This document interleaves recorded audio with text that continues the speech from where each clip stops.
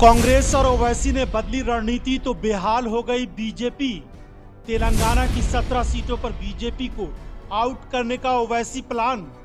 राहुल ओवैसी ने साथ मिलकर दक्षिण में बीजेपी को हराने का कर लिया है फैसला। सियासत में एक दूसरे के कट्टर विरोधी रही कांग्रेस और एआईएमआईएम अब एक साथ आ गई है।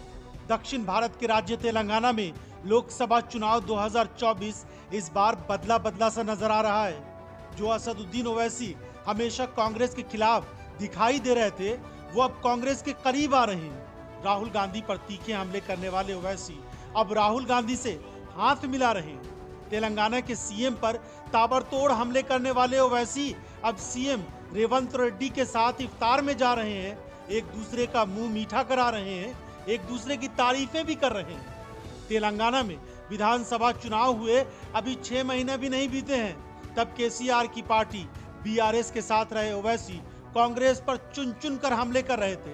अब ओवैसी कांग्रेस के बेहद करीब आ रहे हैं। इस दोस्ती की शुरुआत हैदराबाद से हुई है। ओवैसी 5वीं बार इस सीट से जीतने के लिए हैदराबाद लोकसभा के चुनावी मैदान में उतरे हैं। अपनी जीत पक्की करने के लिए कांग्रेस और एआईएमआईएम का साथ आना बेहद जरूरी था।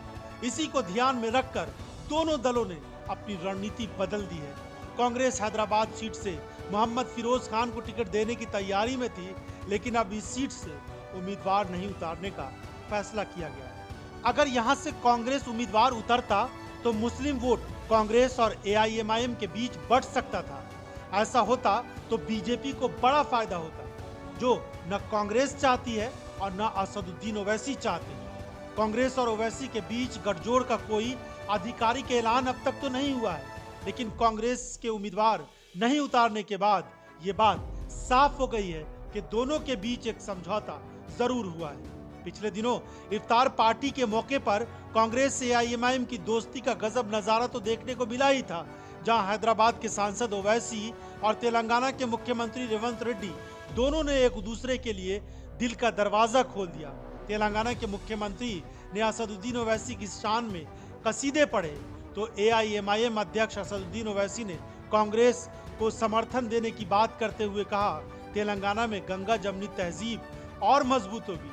हमारी पार्टी की तरफ से आपको पूरी मदद मिलेगी। नफरत पैदा करने वालों से हिफाजत करना है।